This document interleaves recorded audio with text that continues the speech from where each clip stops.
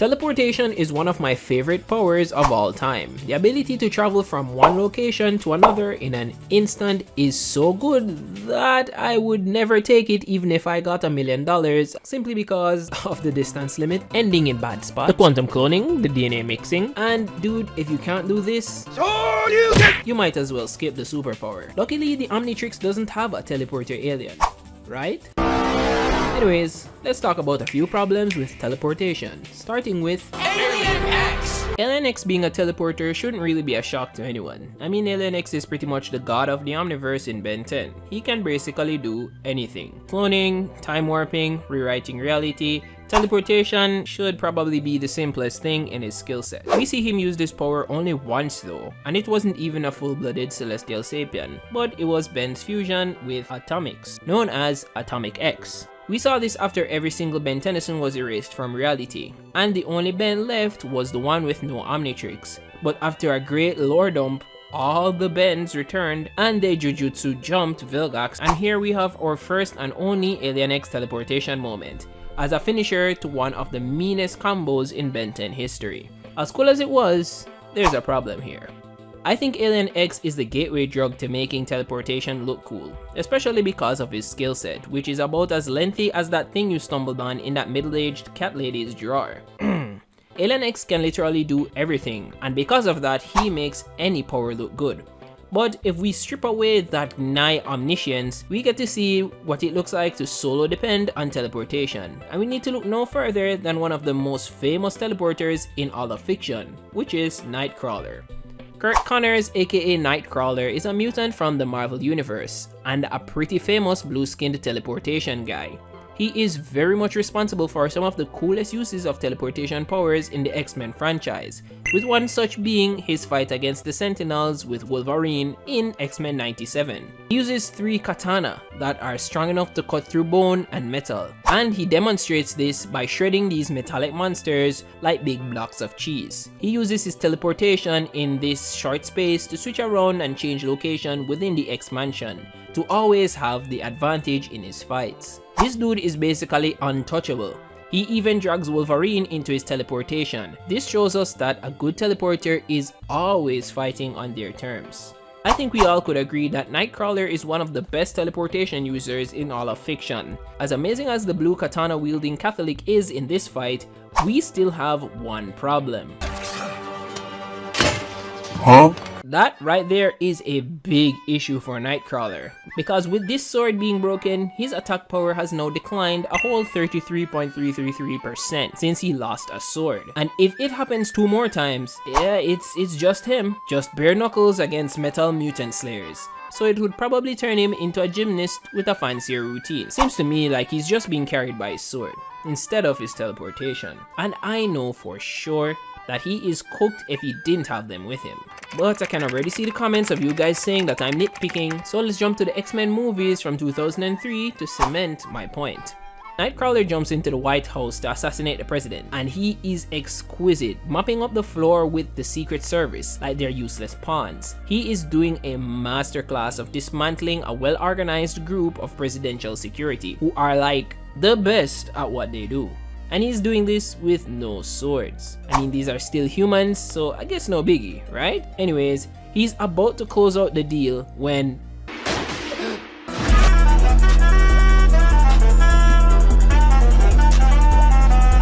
oh my god, you've got to be kidding me. So after this immaculate performance of being virtually untouchable, this guy went from a SWAT team's worst nightmare to being slimed out by unnamed guy on the floor. Oh my god. Hopefully you guys are starting to see more of my point about teleportation not being super reliable, and keep in mind that this guy might be the peak of fictional teleportation. So if that's true, wait until we talk about Jumper.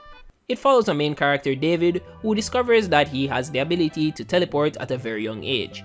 And with the fact that his family life sucks, he goes off on his own to start a new one. He abuses his powers to the max, using it to get rich, travel the world, and get with the ladies. Which is pretty much the best life you can ask for an unmonitored superpower, with no supervillains around too. He even uses his powers in public, which I guess it's no big deal. But it all catches up to him when the Jumper Hunters, known as Paladins, confront him. And even though David has been untouchable, and has made the world his oyster, everything is about to change. Now, Samuel L. Jackson with white hair, yeah, I know, a super rare model, is the one to confront David. Now keep this in mind that Nick Fury with 2 eyes here is actually just a regular human being. Meanwhile, this guy is a relatively seasoned teleporter who is able to even travel across the globe in seconds. As skewed as this fight does seem from the outside looking in, like it's going to be a fly swatter match, David doesn't even get to fight this guy once he pulls out this taser baton thing. And that one shock has completely fried him because he can't teleport anymore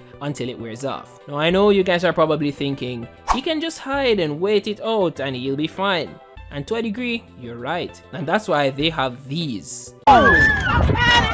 He needs some milk! I call them jumper wranglers that actually keep you in place and have that electricity flowing. That leaves any jumper pretty much stuck. Even earlier in the movie, it's a done deal for another jumper who was completely trapped in it. But it gets worse, because even if you have the plot on your side and you manage to find a way to wiggle out of that, your teleportation to a new location will leave a little residue in the air, which is called a jump scar. Now, this can be used to follow you by other jumpers, which already sounds stupid enough, but it's not exclusive to teleporters.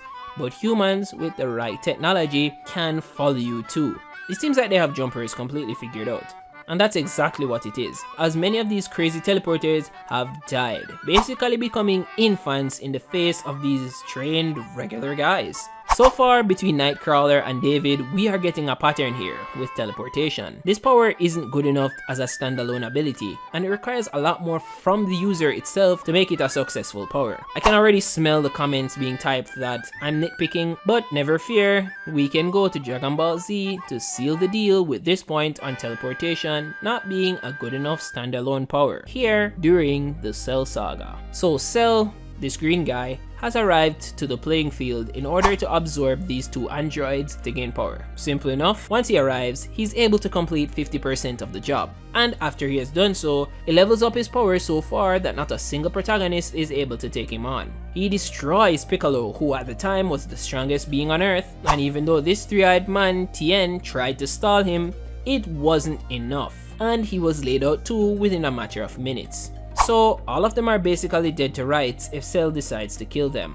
However, there's one character in the show who has the ability to move from one location to the other instantly. That person is Goku, and he's the only hope to clutch up this moment. He arrived on the battlefield within a second, enraged at what has been done to his friends. But because of how big the strength gap is between him and Cell, he can only grab his friends and go. Now, just to let you know, Goku's teleportation is way more powerful and has a greater range than anyone mentioned before in this video.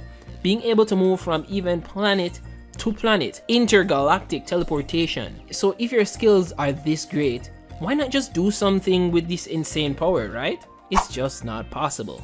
The power gap is too much, and the teleportation would have made little to no difference if these 2 were to fight. But hear me out.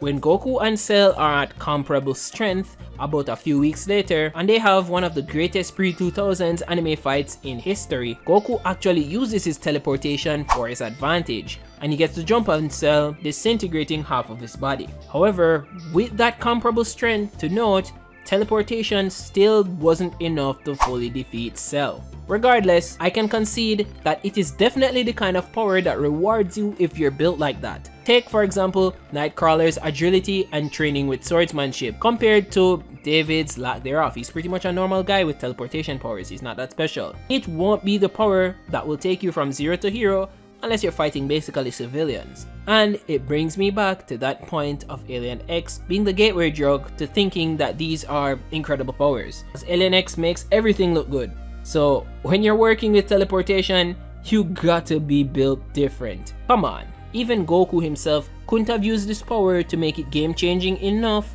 to save the Earth, because teleportation is just not enough to bridge the gap of skill. But hey, I mean, maybe you can just carry knives or guns with teleportation, and then maybe it'll be worthwhile.